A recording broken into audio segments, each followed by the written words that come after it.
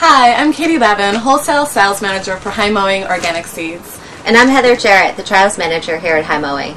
As a seed company, we get asked a lot of questions about how to start seeds, so that's what we're going to go over with you today. Let's get started. Okay, Heather, how do you decide what type of container to use, depending on the type of seeds that you have? That's a good question. It really depends on the crop type that you're growing and how much space you have at home.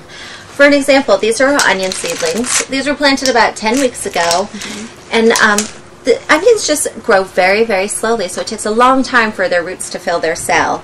The goal of any seedling is to get a nice tight root ball that's ready to plant outside. You don't want any of the soil to be crumbling off. It should be a nice solid unit. So these will be ready to go probably in a week or two. These over here are pumpkins. You can see we have a much larger cell size. And these were planted about a week ago, so you can see how quickly they grow, and they're going to really fill out their cell fast, so we're going to want to get those out shortly too. Let's talk about potting soil. All right, let's go over here and check it out. Heather, how do you decide what type of soil to use for seedlings? Katie, you should always use a professional potting mix. If you just go out to your yard and pick up soil and bring it inside, it has a lot of microorganisms and fungus. When you bring that inside, it warms up and they become active, and it can really lead to a lot of disease problems with your young seedlings. We use a professional mix made by a local company called Vermont Compost Company that we've used for years. What's your technique for filling up a container? Well, for filling up a container, the first thing you should really think about is your soil moisture. Your soil should always be a little bit moist but not soggy. A good test is if you can take a handful of it and make a good clump, and the clump sticks together fairly well, but then also breaks apart slowly. To fill your container, you want to take your container and fill it up, and then you really, really, really want to pack it in. You want to reduce all the airspace in the soil below. And then you want to top it off. And you want that soil level to be slightly below the lip of the container. That way when you water it, your water will pull up and drain down rather than flow off the edges. Great. And it's that simple. Looks like we're ready to start some seeds. All right, let's go. Now we're ready to plant some seeds. Heather, what will we be planting? Katie, today we're going to plant some chichita broccoli. Cool. So just in general, how deep do we want to plant seeds? Most seed packets will have that information printed on the back of them. So ours says about 1/4 inch. There's a general rule of thumb though. Basically you want to plant your seed twice the diameter of the seed. So broccoli is about 1/8 inch, so 1/4 inch makes sense. If you have seeds like squash or beans that are oblong, you just want to do it probably twice the short side of it. So bigger seeds get planted deeper, smaller seeds are more shallow. Perfect. Great. What's the first step? Well, what I like to do is I like to make a little imprint into my cells where the seeds are going to lay. And then I can gently just put them in at the appropriate depth. Okay. So why don't you get started? Okay, great.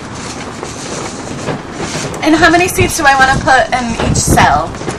Usually I put 1 or 2 seeds. Small seeds are hard to sometimes singulate, so if there's 2, I don't get too worried about it.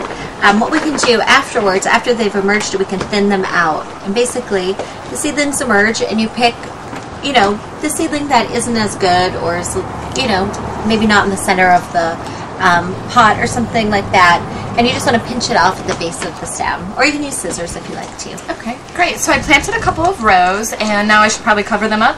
Yep, so I always like to have a little potting soil on the side here at arm's reach. And so you just want to take a little bit of this and cover the seeds.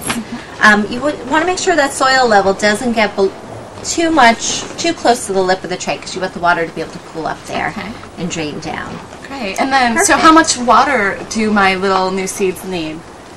Germinating seeds don't require a lot of water, but they do require some. So you want to make sure that your trays don't dry out, but you don't necessarily need to drench them until they've emerged. A good misting usually works well. Some people use something like this. It's called a propagation dome, and you can place it right over the top of the tray, and that will hold in moisture, so you don't have to worry about it when you're away for the day. This should be removed once the seedlings do emerge though. Great. And probably the final step would be to label, huh? Yes, you always want to label. At High Mowing we take labeling very seriously for all of our varieties, but at home you'll have a hard time remembering, and then you won't be able to keep track of which ones did really well for you. Great, I can't wait to see our seedlings come up. Next we're going to talk about lighting and heat requirements for your young plants. Heather, what advice do you have for home gardeners like myself who don't have a greenhouse but want to start seeds? Well, you certainly don't need a greenhouse to start seeds, but the greenhouse does offer the best conditions for light and temperature. Plants need about 14 hours of direct sunlight to really produce well, especially in the early stages. At home in a south-facing window, you might get 8 to 10 hours, so you're going to need to supplement your light with something. A lot of people use a fluorescent light. Fluorescents don't give off any heat, and they offer the full light spectrum that plants need for healthy development. As far as keeping your plants warm and the heat at a good temperature, you really want to keep your air temperature at home between 65 and 75 degrees.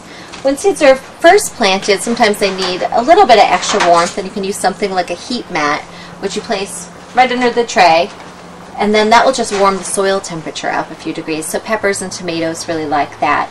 You can also put your plants on top of your fridge or some other household appliance that gives off a little bit of heat throughout the day. But other than that, you should be good to go. This is a great homemade system that anybody could build pretty cheaply at their own home. Great. So we have some plants that are ready to go. Can we just go plant them out in the garden? It does sound like a lot of fun, but we still need to harden off the plants. When I say harden off, it means we just want to really get them ready for the real world out there. We've been doting on them and taking care of them every step along the way, but we need to expose them to direct sunlight and wind and all the elements that they're going to face outdoors. The hardening off process takes about 3 to 5 days. The first day you want to stick them out on your porch or in your yard for maybe 3 to 4 hours, maybe give them a little shade for a part of the time, and definitely a windbreak that first day. Day 2, put them outside for a little bit longer, so maybe 5-6 hours. Day 3, 8 to 10 hours, and then eventually overnight. And that just gets them prepared to spend their lives outside. So these guys still get a couple days, but they do look great. Yeah. Heather, this information has been really helpful. Where would you suggest that people go for more information on seed starting and plant growing? We have a lot more information on our website that's crop specific. So if you just go to our website at highmowingseeds.com and click on the resource tab, you can scroll down by crop type. Cool. Well, thank you so much, and happy seed starting. Good luck.